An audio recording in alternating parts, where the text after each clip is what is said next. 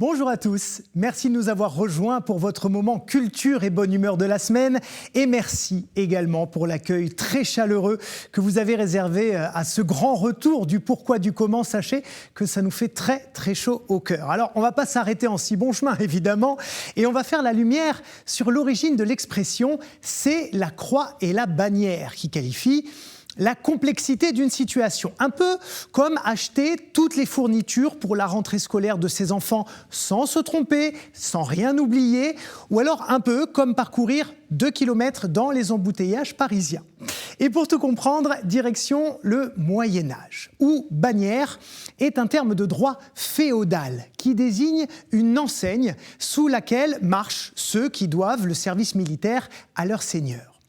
Petit à petit, la bannière qualifie également l'étendard d'une corporation, d'une confrérie religieuse ou d'une paroisse.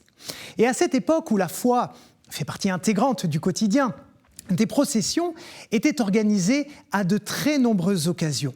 Pour les grandes fêtes liturgiques, bien sûr, dans le cadre des rogations, ces 3 jours de prière avant l'Ascension pour la protection des cultures, mais aussi pour honorer les saints patrons de chaque ville ou village. Mais ces processions, extrêmement importantes pour la communauté, étaient un vrai casse-tête à organiser.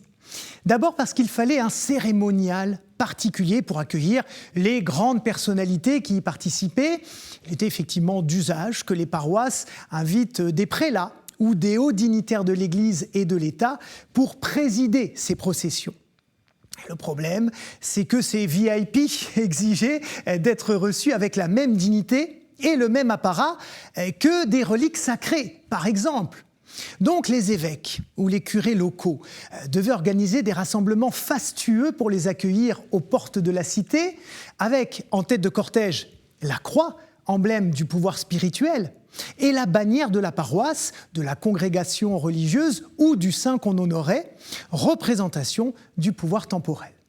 Et pour couronner le tout, le protocole de ces processions était extrêmement pointilleux. Il y avait une procédure de, écoutez bien, 7 pages à appliquer pendant ces processions, sous peine d'incidents diplomatiques avec les dignitaires de l'Église ou avec le seigneur du lieu.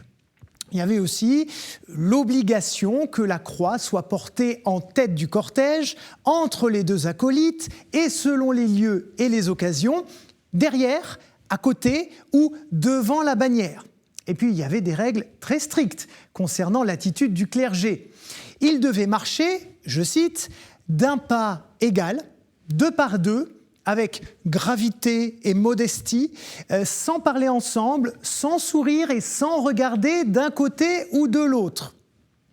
La place de chacun aussi était très codifiée. Et les diacres, les sous-diacres, les célébrants et les chantres devaient absolument respecter leur position dans le cortège, position qui dépendait du caractère plus ou moins solennel de la procession. C'est pas compliqué du tout cette affaire-là. Et pour finir, mais parce que c'est pas fini, il y avait également une liste des habits et des couleurs liturgiques à porter selon sa fonction. Alors, vous imaginez un peu, pour un curé de paroisse, tout ce que ça devait représenter comme travail d'organisation, comme stress aussi, pour gérer les égos de chacun, faire en sorte qu'il n'y ait aucune entorse au protocole. Alors du coup, une première expression est apparue pour qualifier la difficulté d'obtenir le consentement ou la satisfaction de quelqu'un. Il faut la croix et la bannière, en rapport bien sûr au décorum qu'il fallait mettre en place pour accueillir les prélats et les dignitaires de l'Église.